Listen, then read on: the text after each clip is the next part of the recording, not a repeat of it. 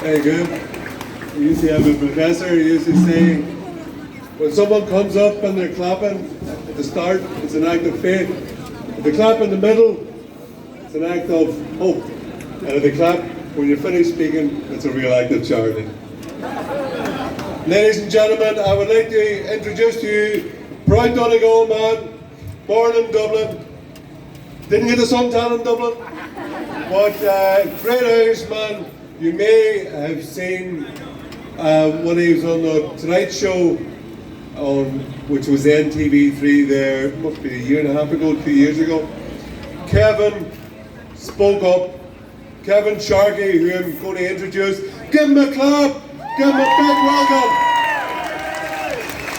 Kevin very bravely spoke up about the injustice of the Irish state taking money off taxpayers and transferring it to people who've just arrived in the country, importing them and supporting them at taxpayers' expense, while older people especially, who in times of poverty built up this country and no one's helping them. Ladies and gentlemen, artists, now in Ireland, you know, politically, we've got lots of con artists. But the Irish Freedom Party, we've now got a proper artist, ladies and gentlemen, Mr. Kevin Sharkey. An bhfuil go mai. Kevin O'Harkey crossed the lab Dridge de Bell is Nabi a Canch. And to those of you who don't understand Irish, and I'm sure a lot of you do, that means Kevin Sharkey, sit down, stop talking. And I didn't, and I never have, and I never will, because I was born, my mother is from Dublin. I was born in Dublin, and I was born in the Mother and Babies Home in Dublin.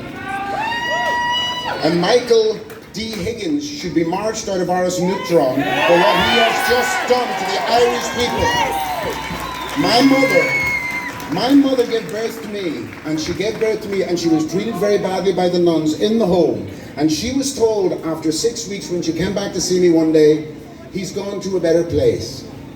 My mother wept and she said, but I didn't want you to give away my son. And they told her, go on about your business. I didn't see that woman for 37 years before I found her. And Michael D. Higgins has just allowed not just the records of the people who sold children to the Americans, red hair and green eyes were the most popular, but those they couldn't sell, such as me, now there wasn't a big call for black babies in 1961, but I'll tell you this, what they did do was they allowed me to be vaccinated. They were paid to test vaccinations on all of us, and that's why they want to seal those records, because the Irish government was culpable in all of that. It was responsible for every single child who was abused through that system. It was sanctioned by the Irish government, and sealing those records is a sin. And I'm not a great believer in sin, because some of the people who talk to me about sin were the biggest sinners I've ever met.